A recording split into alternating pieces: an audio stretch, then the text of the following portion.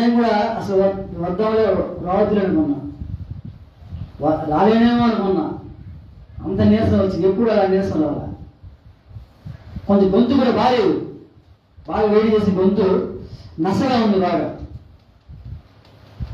అయితే ఇంకేం పోదామని అనుకుంటున్నాను నేను కూడా. అది దేవుడు శక్తి ఇచ్చింది. నిజంగా నా ప్లేస్లో ఇంకోటి ఉంటే ఎవరు వచ్చేవాడు కాదు. ఎందుకులే ఇంకా ఎవరు కూడా ఫోన్ చేద్దాం అనుకుంటున్నాను. కానీ దేవుడు ఆ శక్తి ఇస్తాడు. కాదు మధ్యలో 2-3 సార్లు ఆగా, పర్లేదు. కానీ దేవుడు ఇక్కడికి క్షేమంగా నడిపించాడు. ఎందుకంటే మరి ఇన్ని ఆత్మలకి వాక్యం చెప్పాలి కాబట్టి దేవుడు కంపల్సరిగా ఉపయోగించుకుంటాడు. నిజంగా దేవుని పని చేయడం అనేది చాలా గొప్ప విషయం. దేవుని మందిరంలో ఉన్న గొప్పే, దేవుని మాట చెప్పిన గొప్పే, దేవుని పాట పాడిన గొప్పే, ప్రార్థన చేసినా కానీ గొప్పే. చూడండి, నిజంగా దాన్ని మనం తెలుసుకుంటే, ఎందుకంటే ఎప్పుడు పరిస్థితులు ఒకలా ఉండవు, అన్ని రోజులు ఒకలా ఉండవు. ఈరోజు ఆరోగ్యం ఉండొచ్చు, రేపు ఆరోగ్యం లేకపోవచ్చు.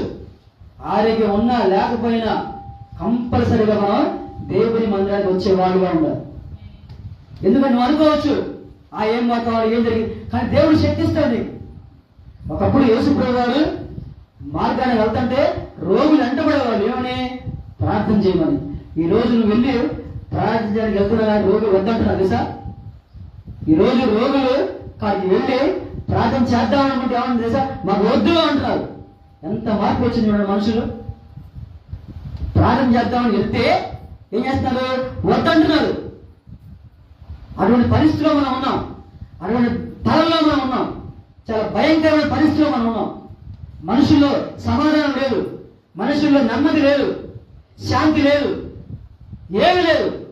చూడండి ఎంత గుడ్డిగా జీవిస్తున్నారంటే ప్రార్థన చేయడానికి కూడా ఇష్టపడుతుంది చాలా మంది. ప్రార్థనకి వెళ్ళే వాళ్ళని చూస్తే లేనిపోయిన అసూయలు, లేనిపోయిన కోపాలు.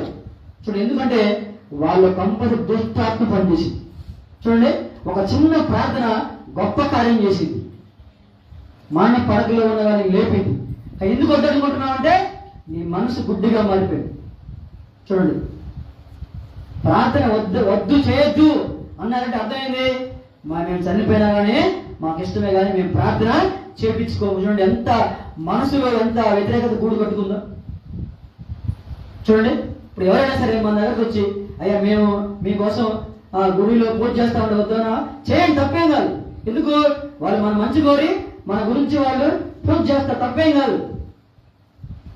వాళ్ళు మన గురించి పూజ చేయొచ్చు, లేదా 10 మందికి అన్నం పెట్టవచ్చు, మన పేరు మీద